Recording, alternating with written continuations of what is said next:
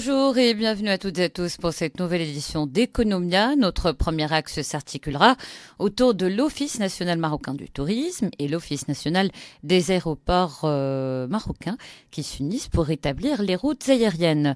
Et en deuxième lieu, nous parlerons de la nouvelle charte de l'investissement marocaine en compagnie de notre invité, Monsieur Zahir Badr, docteur en droit des affaires.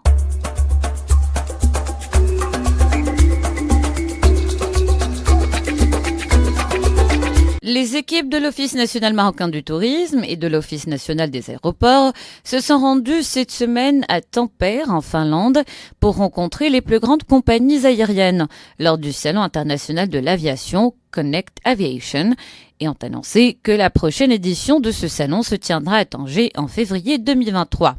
Ce déplacement en Finlande a été l'occasion pour l'Office national marocain du tourisme et l'Office national des aéroports de positionner le Maroc et plus particulièrement la ville de Tanger au cœur de l'industrie de l'aérien et du voyage en annonçant officiellement l'accueil de la tenue de la 19e édition du Salon international de l'aérien Connect Aviation à Tanger en février 2023. Une belle consécration pour le Maroc qui accueillera ainsi quelques 650 opérateurs de l'industrie aérienne dans plus de 75 compagnies aériennes et voyagistes et 280 aéroports représentés. Une magnifique vitrine pour le pays et un joli coup de projecteur aussi pour Tanger et la région nord qui se positionne ainsi en destination d'exception. En attendant, lors de cette 18e édition finlandaise, l'équipe de l'ONMT, en tandem avec les équipes de l'ONDA, se sont entretenues avec des acteurs de premier plan. Des négociations ont ainsi été menées pour la saison qui débute très bientôt, mais également et surtout sur la prochaine saison hiver, dont les programmes sont en cours de finalisation. Plusieurs nouvelles ouvertures sont ainsi prévues pour des villes comme Fès, Tanger, Agadir. Les annonces de ces nouvelles routes négociées se feront dans les prochaines semaines, dès que les programmes seront stabilisés.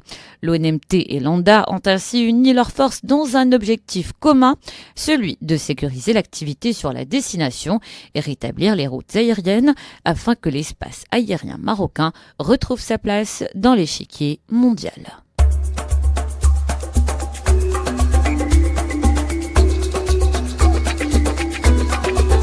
Sa Majesté le roi Mohammed VI a présidé le 16 février dernier une séance de travail consacrée à la nouvelle charte de l'investissement. Au cours de cette séance, un exposé des grandes lignes du projet de la nouvelle charte de l'investissement a été présenté devant le souverain par le ministre délégué auprès du chef du gouvernement chargé de l'investissement, de la convergence et de l'évaluation des politiques publiques. Le projet qui s'inscrit dans l'esprit et l'ambition du nouveau modèle de développement se fixe comme objectif d'inverser la tendance actuelle où l'investissement privé représente près d'un tiers seulement de l'investissement total, l'investissement public représentant les 2 tiers. Il prévoit ainsi de porter la part de l'investissement privé aux 2 tiers de l'investissement total à l'horizon 2035. Plus de détails en compagnie de notre invité, Monsieur Zahir Badr, docteur en droit des affaires. Alors tout d'abord, docteur Zahir, merci d'avoir accepté notre invitation pour Economia et pour cette édition justement sur les ondes de la chaîne Inter. Merci à vous. Merci à vous aussi. Alors, première question, pourriez-vous illustrer pour nous le contexte et également l'ambition de cette nouvelle charte d'investissement marocaine ? En effet, le contexte actuel est caractérisé par 3 grands déterminants.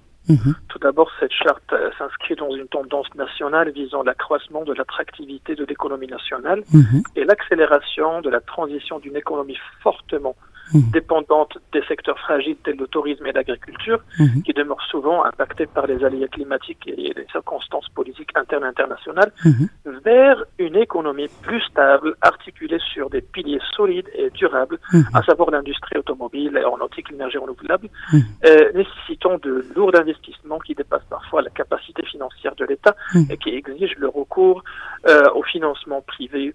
D'où l'appel au renversement du poids de l'investissement ou des investissements au profit du secteur privé afin qu'il représente à l'horizon de 2035 les 2 tiers de l'investissement pour que l'État puisse se focaliser sur ses principales missions, notamment la régulation, la conception stratégique et le renforcement de la dimension sociale. Le deuxième déterminant caractérisant le contexte d'avènement de la charte, c'est la crise économique, due tout d'abord au retombées néfastes de la pandémie sur certains secteurs, notamment le tourisme, et la sécheresse qui aura certainement un impact négatif sur la cadence de la relance économique prévue et sur les taux de croissance, et enfin la crise en Ukraine qui a flambé les prix du pétrole et du gaz et des céréales. Ces déterminants me rappellent la crise économique marquant les années 80, causée par la chute des prix de phosphate, la hausse des prix de pétrole et la sécheresse, exigeant au Royaume de revoir sa politique économique à travers plusieurs réformes visant à réduire l'intervention de l'État dans le commerce et l'industrie, tout en se focalisant sur ses principales missions, à savoir, comme précité, la régulation, le contrôle et l'élaboration des stratégies de développement qui riment avec les nouvelles tendances managériales caractérisant par un retrait progressif de l'État, de la gestion et l'exploitation des secteurs commerciaux et industriels.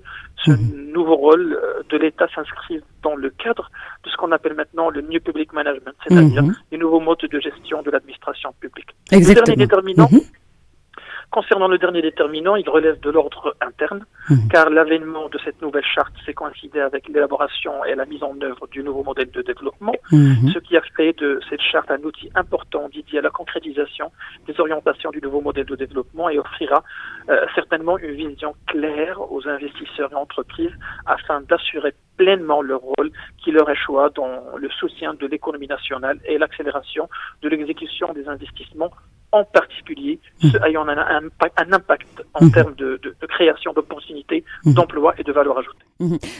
Voilà ce qui concerne justement les grandes lignes que vous venez d'exposer justement de ce projet de la nouvelle charte de l'investissement. Alors, une autre question, bien sûr, qui semble comme une évidence. Est-ce que le secteur privé national sera impliqué dans ce chantier, docteur ? Certes, la nouvelle charte a pour objectif le renforcement de l'attractivité économique du Royaume en accordant une attention particulière aux investissements étrangers. Sauf que la mise en œuvre de cette charte passe également par l'implication de l'activité de l'acteur privé national dans ce chantier. C'est dans cette optique que s'inscrit l'appel de Sa Majesté le Roi Mohammed VI pour l'intégration du secteur privé national en invitant le gouvernement à associer activement les opérateurs privés au processus de mise en œuvre de la charte pour faire émerger des entreprises marocaines fortes et créatrices de valeur et aussi d'emplois et compétitives à l'échelle régionale, continentale et internationale. Merci beaucoup, docteur. Je rappelle que vous êtes justement docteur en droit des affaires, docteur Zahar Badr. Merci encore une fois d'avoir répondu à notre appel. Merci à vous. Économia, c'est fini pour aujourd'hui. Merci à vous de l'avoir suivi. Rendez-vous donné samedi prochain, Inch'Allah. D'ici là, bonne écoute du reste de nos programmes, toujours sur les ondes de la chaîne Inter.